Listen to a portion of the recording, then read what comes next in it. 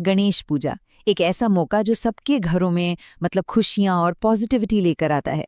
तो आज हम यही देखने वाले हैं कि अपने घर पर ही बड़े ही सिंपल तरीके से भगवान गणेश की पूजा कैसे की जा सकती है। ये सवाल ना अक्सर मन में आता है कि भाई घर पर गणेश पूजा करने का सही तरीका क्या है। तो चलिए आज इसी पूरे प्रोसेस को एकदम सिंपल बनाते हैं, इतना सिंपल कि इसे कोई भी आराम से कर पाए। तो इस पूरी पूजा को ना हमने 6 सिंपल स्टेप्स में बांट दिया है। इससे हर कदम को समझना और फॉलो करना बहुत आसान हो जाएगा। तैयारी से शुरू करेंगे और एक खास मंत्र तक जाएंगे, हर चीज को कवर करेंगे। तो सबसे पहले और कह सकते हैं सबसे जरूरी वो है तैयारी। देखिए कोई भी अच्छा काम हो उसकी शुरुआत अच्छी तैयारी से ही होती है ना। पूजा में भी बिल्कुल ऐसा ही है। ये तैयारी हमें मेंटली भी पूजा के लिए रेडी करती है। अच्छा, तो ये वो सारी चीजें हैं जो पूजा के लिए चाहिए होंगी। गणेश जी की मूर्ति या फोटो, अक्षत, सिंदूर, धूप और एक घी का दीपक। लिस्ट में एक और खास चीज है, दूर्वा घास। कहते हैं ये गणेश जी को बहुत ही ज्यादा प्रिय है और इसे चढ़ाने से वो बहुत खुश होते हैं। ठीक है, तो एक बार जब सारा सामान इकट्ठा हो गया तो अगला स्टेप क्या है? पूजा के लिए एक पवित्र जगह तैयार करना। और इसका मतलब सिर्फ जगह साफ करना नहीं है, बल्कि उस जगह पर एक पॉजिटिव एनर्जी बनाना है। तो पूजा शुरू होती है शुद्धिकरण से।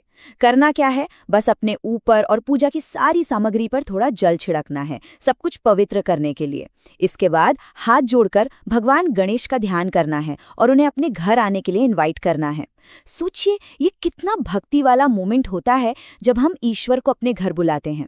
फिर उनकी मूर्ति को एक लाल कपड़े के आसन पर पूरे सम्मान के साथ स्थापित किया जाता है। तो अब जब स्थापना हो गई तो बारी आती है अपनी प्यारे से मेहमान यानी भगवान गणेश का स्वागत करने की। और स्वागत कैसे होगा? उन्हें स्नान कराकर और उनका श्रृंगार करके। इसमें सबसे पहले जल चढ़ाते हैं, फिर पंचामृत मतलब दूध, दही, घी, शहद, चीनी का मिक्सचर और आखिर में फिर से साफ जल से एक प्रतीकात्मक स्नान कराया जाता है। इसके बाद कपड़ों के तौर पर कलावा चढ़ाया जाता है और उनके माथे पर सिंदूर और चंदन का एक प्यारा सा तिलक लगता है। ये सब बस अपना प्रेम और सम्मान दिखाने का एक बहुत ही खूबसूरत तरीका है। चलिए अब पूजा के उस हिस्से पर आते हैं जहां हम अपनी भक्ति को कुछ खास चीजों के जरिए भगवान को अर्पित करेंगे। तो सबसे पहले दूर्वा घास की 21 गांठें चढ़ानी है। जैसा कि हमने पहले भी बात की, दूर्वा गणेश जी को बहुत पसंद है और इसे चढ़ाते वक्त ओम गंग गणपते नमः मंत्र का जाप करना होता है।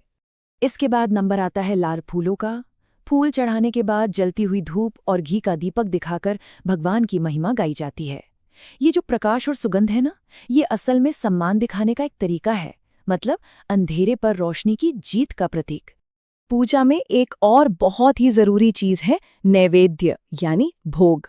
और गणेश जी की बात हो तो मोदक या लड्डू तो होने ही चाहिए, उन्हें ये बहुत पसंद है। तो भक्त बहुत प्यार से उन्हें ये भोग लगाते हैं, इस विश्वास के साथ कि वो इसे जरूर स्वीकार करेंगे। इसके साथ फल भी रख सकते हैं। तो जब सारी चीजें चढ़ा दी, उसके बाद हम पूजा के सबसे ज्यादा आनंद देने वाले हिस्से की तरफ बढ़ते हैं, यानी आरती और प्रार्थना। इस स्टेप में घी के दीपक या कपूर से भगवान गणेश की आरती की जाती है और साथ में जय गणेश देवा गाकर उनकी स्तुति होती है।